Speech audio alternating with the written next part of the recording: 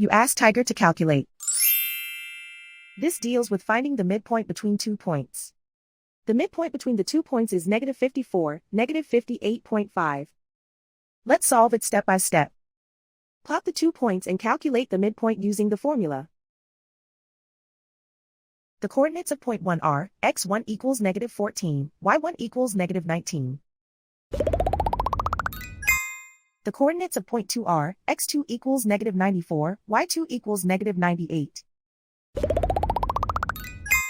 PM represents the midpoint of the 2 points.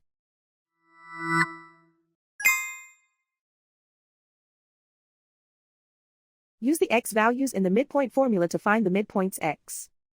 x1 equals -14.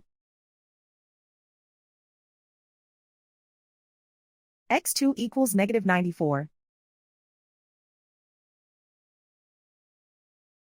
Simplify the arithmetic.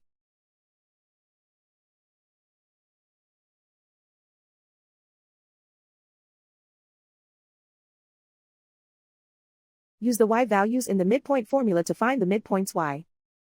y1 equals -19. y2 equals -98. Simplify the arithmetic.